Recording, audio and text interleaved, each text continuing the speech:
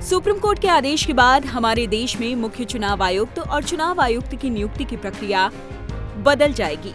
Supreme court की 5 जजों की बेंच ने फैसला देते हुए कहा कि अब इनको अपॉइंट करने का तरीका वही होगा जो सीबीआई चीफ का है। आइए आपको बताते हैं कि अब कैसे होगी इनकी नियुक्ति, पहले कैसे की जाती थी और ये प्रक्रिया बदलने की जरूरत क्यों पड़ी। सबसे पहला सवाल, अब इनकी नियुक्ति कैसे की जाएगी। एक कमेटी बनेगी। इस कमेटी में प्रधानमंत्री होंगे, उनके अलावा लोकसभा में विपक्ष के नेता और सुप्रीम कोर्ट के चीफ जस्टिस होंगे। अगर विपक्ष के नेता मौजूद नहीं हैं, तो सबसे बड़ी विपक्षी पार्टी के नेता को कमेटी में रखा जाएगा। यही कमेटी चुनाव आयुक्त के लिए नामों की सिफारिश करेगी। उसे राष्ट्रपति के पास भेजा जाएगा।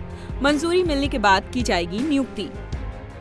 पहले कैसे की जाती थी नियुक्ति, अब इस सवाल का जवाब जान लेते हैं।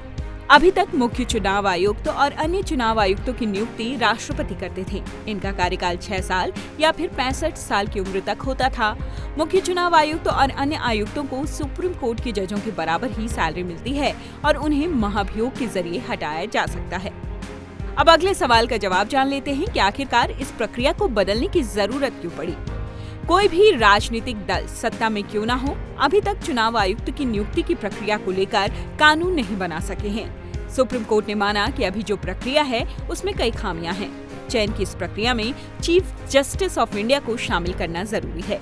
चुनाव की अभी जो प्रक्रिया है उसमें रूलिंग पार्टी यस मैन को नियुक्त कर देती है और अगर चीफ जस्टिस ऑफ इंडिया इसमें शामिल होते हैं तो इसे बदला जा सकता है।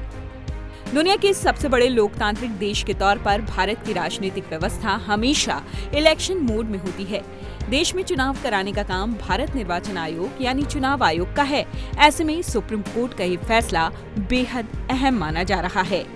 इंडिया टीवी हर वक्त हर जगह डाउनलोड करने के लिए सर्च करें India TV news Google play store या ऐप स्टोर पर।